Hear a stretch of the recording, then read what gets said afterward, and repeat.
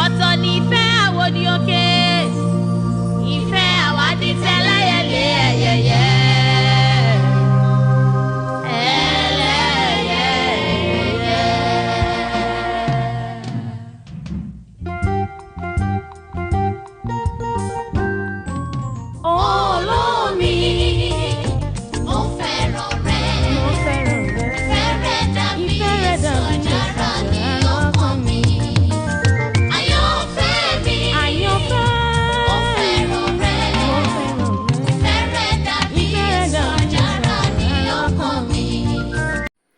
Vous êtes sur l'émission Edidi Ife.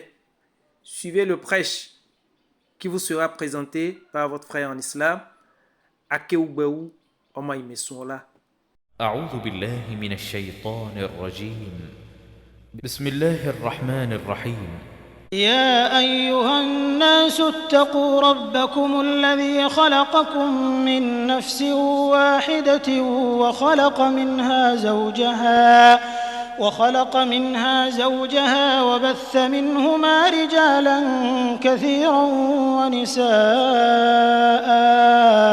واتقوا الله الذي تساءلون به والأرحام إن الله كان عليكم رقيبا وآتوا اليتامى أموالهم ولا تتبدلوا الخبيث بالطيب ولا تأكلوا أموالهم إلى أموالكم إنه كان حوبا كبيرا وإن خفتم ألا تقسطوا في اليتامى فانكحوا ما طاب لكم من النساء مثنى وثلاث ورباع فإن خفتم ألا تعدلوا فواحدة أو ما ملكت أيمانكم ذلك أدنى ألا تعولوا وآتوا النساء صدقاتهن نحلة فإن طبن لكم عن شيء منه نفسا فكلوه هنيئا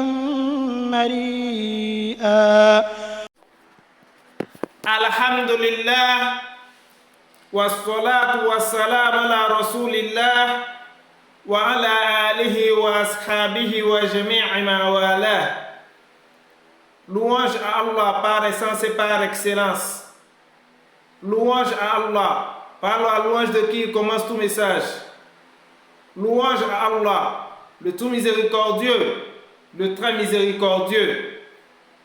Louange à Allah, l'ubiquiste, l'incommensurable, le digne d'être loué, le digne d'être glorifié, le digne d'être sanctifié, le digne d'être magnifié, l'unique dans sa seigneurie, l'absolu dans sa déité.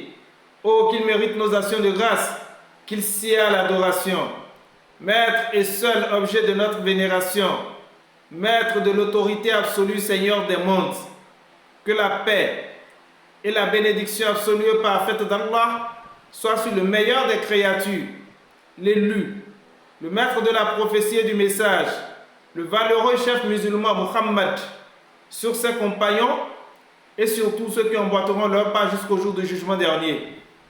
Que la malédiction et la disgrâce d'Allah soient sur le pire des créatures, le déchu, le futé, qu'Allah nous épargne de ses fourberies et finauderies et ne nous compte pas au nombre de ses compagnons au jour de la résurrection. Chers frères et sœurs en islam, honorables fidèles, vous êtes sur l'émission Edidi Ife, le mariage en islam, thème 2, la cérémonie de mariage en islam, 12e partie.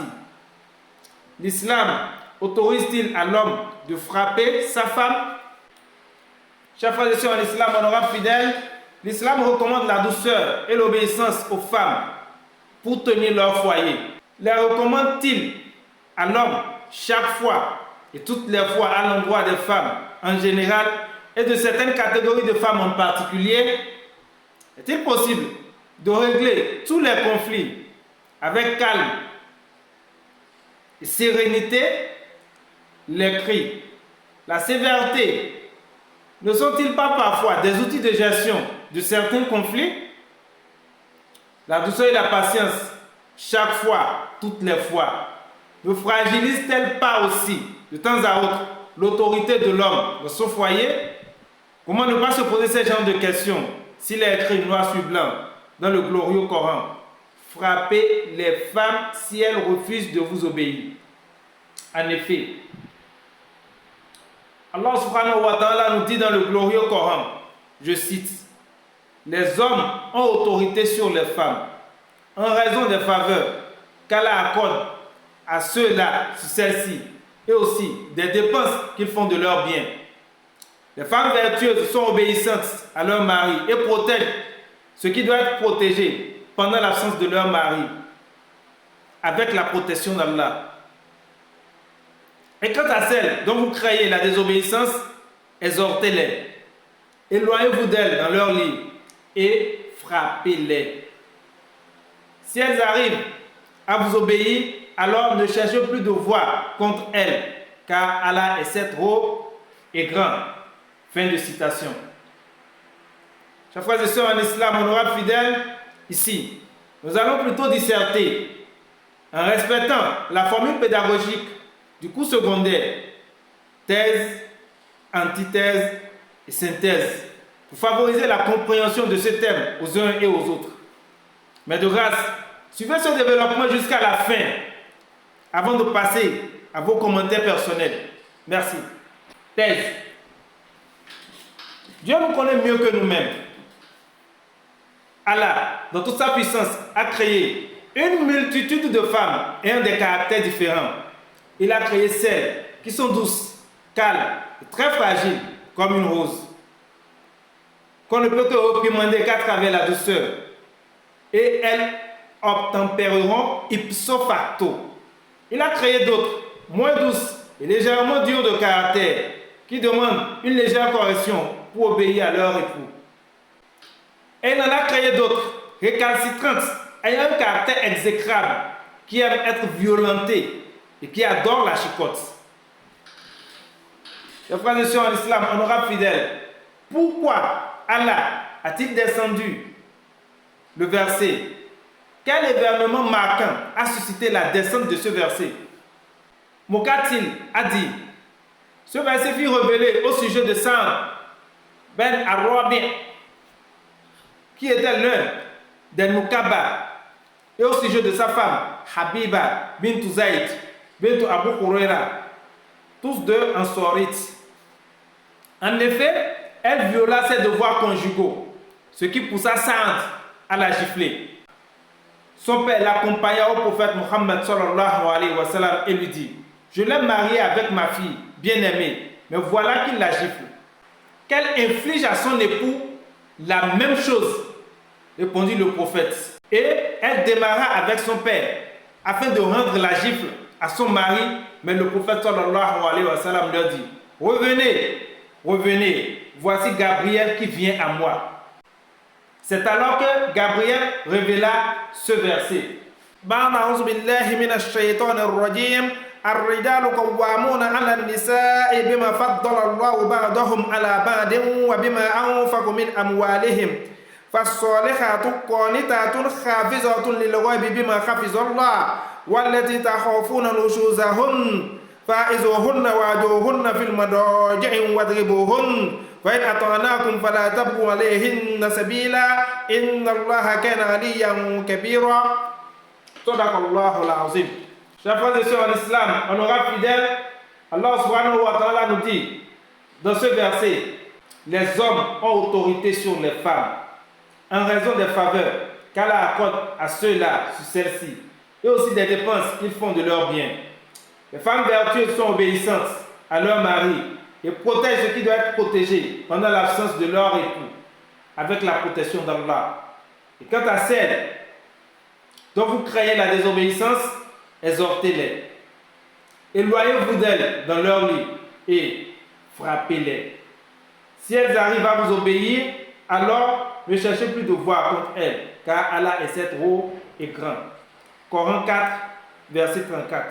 Le prophète sallallahu alayhi wa sallam, après avoir lu ce verset à ce monsieur et sa fille, il reprit, nous avons voulu une chose et Dieu a voulu une autre. Ce qu'il a voulu est meilleur. Et il élimina ensuite la sanction. Hadith Sahih, consigné dans Ashabun Nuzul, les causes et les circonstances de la révélation du verset coranique, à la page 149. Chers frères et sœurs en islam, honorables fidèles, j'ai déjà entendu des femmes dire « Mon époux est trop calme. J'ai tout fait pour qu'au moins une fois, il ne me passe à tabac ou me gifle. Mais il arrive toujours à contrôler la situation. Parfois même, je sais qu'il est excité, qu'il a envie de moi et je refuse de coucher avec lui. Pour au moins l'obliger à me violenter, me violer. Franchement, rien. C'est quel genre d'homme ça? Parfois, moi j'aime qu'on me violente, ou qu'on exerce la pression d'homme sur moi. Ça me permet de jouir abondamment. Et ça me permet aussi de me sentir femme en position de faiblesse. Chers frères et sœurs en islam, honorables fidèles, que les femmes viennent me disent que j'ai menti sur ce témoignage. J'attends d'ailleurs leurs commentaires. Maintenant, dites-moi, chers amis en islam, s'il arrivait que vous vous retrouvez devant des cas pareils, qu'allez-vous faire? Et la femme vous dit, moi et mon époux, on s'empoigne à qui mieux, en se donnant des paires de gifles, des coups de poing maladroits devant les enfants. Parfois même, il cherche à m'éreinter violemment pour m'étouffer parce qu'il est plus fort que moi.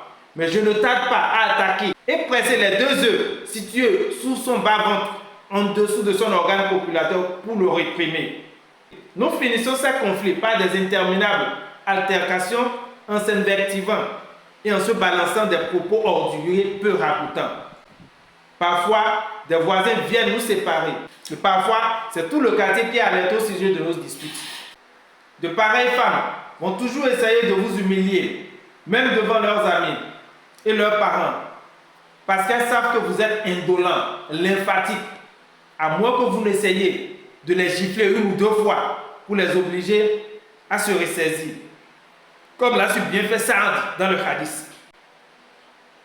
Chers frères et sœurs en islam, honorables fidèles, si je considère ces cas précédents, j'adhère à l'idée selon laquelle il faut passer la femme à tabac, mais de la manière la plus stratège, de sorte à ne laisser aucune trace sur elle et de façon non violente pour l'obliger à être correcte et obéissante. Après avoir bien entendu usé les 2 premières procédures recommandées par Allah subhanahu wa ta'ala, que sont l'exhortation et le retrait du mari de la chambre conjugale, une femme qui se respecte devrait pouvoir se corriger.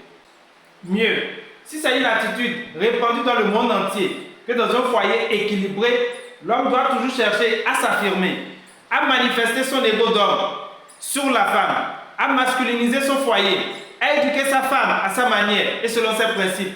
Et s'il y a un verset coranique qui le soutient, j'estime que l'adopter de la manière la plus humaine possible pour instaurer la discipline dans son foyer ne serait pas condamnable.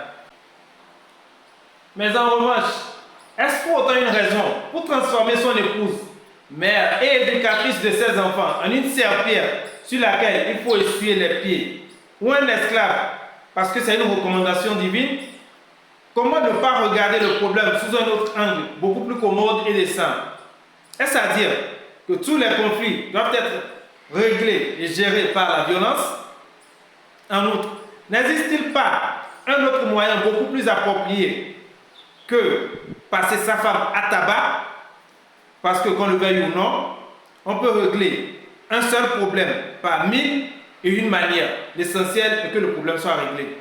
En conclusion partielle, si vous tapez une femme et qu'elle vous tape en retour, comprenez donc qu'elle n'en a assez d'être passée à tabac ou qu'elle ne souhaiterait pas du tout ce moyen correctionnel pour être réprimandée et lâcher prise.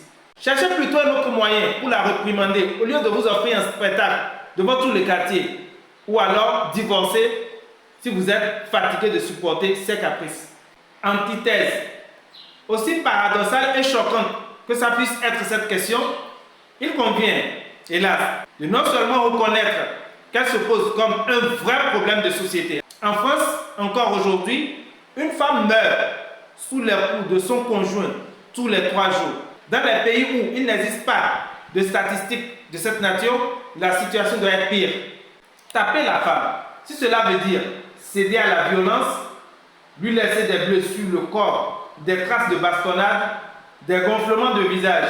Pour certains, le précepte est bon, mais j'avoue qu'il est inhumain et odieux. Avez-vous une fois pensé à l'éteinte ou la mort de votre épouse, la mère de vos enfants, pendant que vous êtes en train de la bastonner, alors que vos deux enfants sont quelque part dans la chambre, en train de suivre cette scène horrible, cette barbarie? Avez-vous un tout petit peu mesuré les conséquences de cette atrocité? D'abord, on vous jette en prison à vie, et mieux, vos enfants vous détesteront à jamais. Papa est trop sauvage. C'est lui qui a tué notre maman. On l'a vu, oui, on l'a vu en train de la passer à tabac jusqu'au dernier soupir. Chers frères et sœurs en islam, honorables fidèles, si vous ne supportez plus les caprices de votre épouse et vous ne l'aimez plus, divorcez donc, c'est mieux pour vous. Chers interlocuteurs, vous êtes déjà une fois interrogés sur ce que vous représentez devant vos enfants. Lorsque vous vous mettez à vous battre comme deux chiens enragés, comment pourriez-vous faire la paix entre eux un jour s'ils essayaient de vous imiter? Auriez-vous le courage de leur dire que ce n'est pas correct et que c'est un peu décent qu'il y ait d'accrochage entre eux? Même s'ils ne peuvent pas vous le dire par peur d'être rossés, ils se diront intérieurement qu'ils sont allés à votre école. J'ai assisté à un cas où le monsieur, à l'âge de 25 ans, a surpris son père et sa mère en train de se battre. Ça l'a traumatisé. Il n'en croyait pas ses yeux. Il ne pouvait pas non plus les départager. C'est un peu comme si c'est pour la première fois de sa vie qu'il voyait deux parents se battre comme ça. Et en rentrant chez lui, il a fait un accident grave où il a été conduit aux soins intensifs à l'hôpital.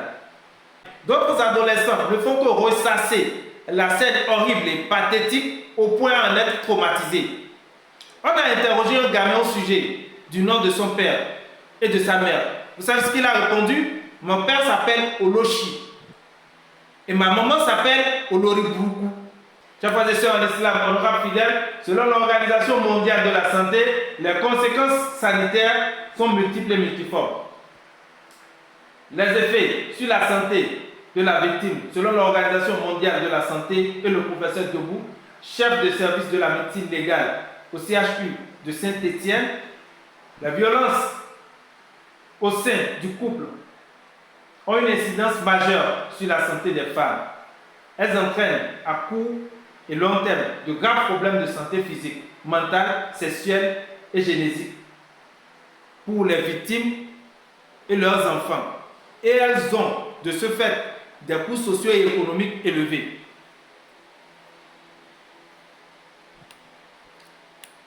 Les lésions traumatiques sont multiples, d'anciennetés différentes et de nature très variée. Le professeur Henrion a mis en évidence que les femmes victimes de violences conjugales perdent entre 1 et 4 années de vie en bonne santé. La violence à l'encontre des femmes peut avoir une issue mortelle, qu'il s'agisse d'homicide ou de suicide. Le professeur Debout précise que l'état de tension, de peur et d'angoisse dans lequel les femmes maltraitées sont maintenues par leurs agresseurs peut produire différentes formes de troubles psychiques. Plus de 50% des femmes victimes de violences conjugales font une dépression. Elles peuvent être la conséquence naturelle d'une situation dans laquelle la femme se sent où est réellement dans l'impossibilité de fuir. Elle peut être liée au sentiment que la vie du couple arrive à son terme, à une incertitude de l'avenir, à la peur des représailles, de perdre la garde de ses enfants, des difficultés économiques. Le docteur Muriel Salmona, mission interministérielle pour la protection des femmes contre les violences faites aux femmes et la lutte contre la traite des êtres humains, estime que les violences conjugales créent chez la victime une angoisse extrême de type post-traumatique.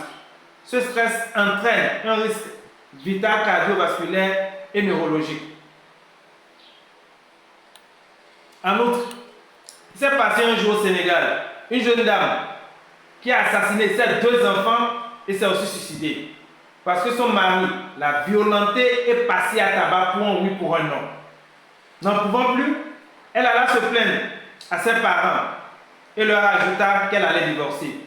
le père refusait à Mordicus et son épouse, qui était la mère de la dame, l'a soutenu parce qu'ils étaient des personnes remarquables dans la société et ne concevaient pas que leur fille chérie divorce pour des raisons fallacieuses sans tête ni queue selon eux. Conséquence, ils ont perdu la fille et ses 2 enfants. Chers frères et sœurs en islam, honorable fidèle, frapper quelqu'un ne veut quand même pas dire le violenter ou le battre comme une bête de somme. Frapper et violenter ne sont pas des mots synonymes, croyez-moi, fouillez un peu votre dictionnaire pour vous en convaincre. Si Allah voulait signifier frapper par violenter, il n'aurait pas recommandé dans le même verset de les exhorter et de vous éloigner d'elles dans leur lit. Il est connu et rapporté par Al-Bukhari et Muslim et d'autres que le prophète, lorsqu'il eut à faire front à des difficultés avec ses épouses, ce qui est la thématique formulée en notre verset, je cite, et quant à celles dont vous craignez la désobéissance, exhortez-les, éloignez-vous d'elles dans leur lit et frappez-les. Le prophète ne réglait pas le conflit en les frappant, mais il se retirait 1 mois durant, jusqu'à ce que, le temps faisant, la situation se dédramatise d'elle-même. Sage comportement de fine psychologie. Par ailleurs, par le comportement et les dires du prophète qui sont légion, montrant combien il est vil pour un homme de s'en prendre à sa femme. En effet, il est rapporté qu'au lendemain de la révélation de ce verset, 70 femmes sont parties se plaindre auprès de lui des coups qu'elles ont reçus et sa réaction a été sans appel. Ceux qui font cela ne sont pas les meilleurs parmi vous. Un de vous frappe son épouse comme il frappe son chameau, puis à la fin de la journée va chercher à coucher avec elle. Est-ce logique? Non. Il se dégage donc de ce hadith, entre autres, que de même que tu ne couches pas avec ton chameau, de même tu ne devrais pas chercher à coucher avec une femme que tu as traitée comme un chameau. Allah subhanahu wa ta'ala nous dit dans le glorieux Coran, بعد أعوذ بالله من الشيطان الرجيم وعاشروهن بالمعروف فإن كرهتموهن فعسى أن تكرهوا شيئا ويجعل الله فيه خيرا كثيرا. Ô croyants, ayez un comportement correct envers vos épouses. Et il se peut que vous éprouviez de l'aversion envers elles, alors qu'en réalité, Dieu a placé un grand bien en cela. Coran 4, verset 19.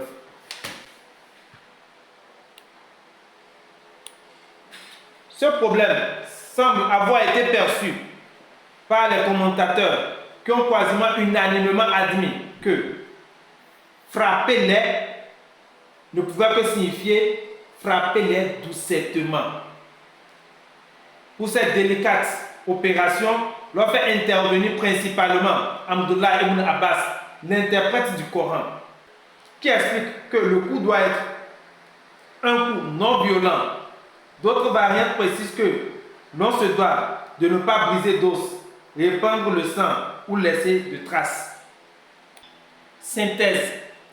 Allah subhanahu wa ta'ala nous dit dans le glorieux Coran, بعد أعوذ بالله من الشيطان الرجيم لقد كان لكم في رسول الله أسوة حسنة لمن كان يرجو الله واليوم الآخر وذكر الله كثيرا. En effet, vous avez dans le messager d'Allah un excellent modèle à suivre pour quiconque espère en Allah et au jour du jugement dernier et invoque Allah fréquemment. Coran 33, verset 21. Par ailleurs, Allah subhanahu wa ta'ala nous dit dans le glorieux Coran, وَمَا أَتَاكُمُ الرَّسُولُ فَخُذُوهُ وَمَا نَهَاكُمْ عَنْهُ فَانْتَهُوا وَاتَّقُوا اللَّهَ إِنَّ اللَّهَ شَدِيدُ الْعِقَابِ. Ce que le prophète vous donne, prenez-le. Et ce qu'il vous interdit, abstenez-vous-en. Craignez Allah, car il est dur en punition. Coran 59, verset 7. Chers frères et sœurs en islam, honorables fidèles, il a connu et authentifié dans le hadith que le prophète n'a jamais frappé une dame. Selon un hadith authentifié rapporté par Ibn Hibban, il aurait expressément interdit cela. Ne frappez pas les servantes de Dieu. Par ailleurs, il dit, quiconque gifle son esclave ou le frappe, son expiation sera de la franchir. hadith rapporté entre autres par Muslim. Comment aurait-il pu donc frapper ou accepter que l'on frappe sa propre épouse? Mais surtout, comment imaginer qu'il pourrait en être autrement du modèle prophétique? Le prophète sallallahu alayhi wa sallam a épousé 11 femmes et selon une autre version, 12. Il a assisté à la mort de 2 parmi elles. Il est donc mort en laissant 9 femmes derrière lui et selon une autre version, 10. Cependant, aucune d'entre elles n'a témoigné, autant qu'elles sont, qu'il a une fois levé la main sur elles, encore moins passé à tabac.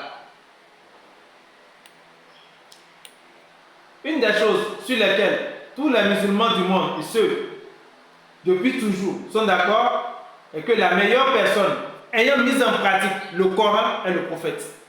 Et sa compréhension est la meilleure des compréhensions. Il se trouve qu'il n'a jamais frappé personne, comme c'est de notoriété islamique, sauf en cas de bataille, encore moins une de ses épouses. Mieux, il est rapporté de lui qu'il avait formellement interdit à ses compagnons de frapper leurs épouses. Violenter la femme au point de lui laisser des traces de fouet, des bleus sur le corps, sous prétexte que vous obéissez à l'ordre divin, c'est traduire le verset de façon brute ou mal le comprendre. Méditez un peu sur la situation qui a prévalu et la sentence qui a été homologuée par le prophète Muhammad sallallahu alayhi wa sallam avant la descente de ce verset. Mieux, combien d'hommes respectent la procédure recommandée par Allah subhanahu wa ta'ala dans le glorieux Coran avant de passer leur femme à tabac? Il a d'abord dit, exhortez-les. Puis ensuite il dit, éloignez-vous d'elles dans leur lit. Avant de terminer par, si elles ne se corrigent pas, frappez-les. Enfin il dit, si elle arrive à vous obéir, c'est-à-dire, si elle revenait en de meilleurs sentiments après ces remontrances, ne cherchez plus de voix contre elle, car Allah est certes haut et fort. Ô toi, père de famille, qui as l'habitude de passer ta femme à tabac, tu oublies que tu as aussi des filles. Tu seras amené un jour à donner la main de ta fille préférée à son prétendant, et elle finira par te quitter et rejoindre son prince charmant. Quelle sera donc ta réaction si un jour elle revenait te voir, tout éplorée, la robe déchirée pour se plaindre de son époux qu'il a passé à tabac et qu'il a violenté?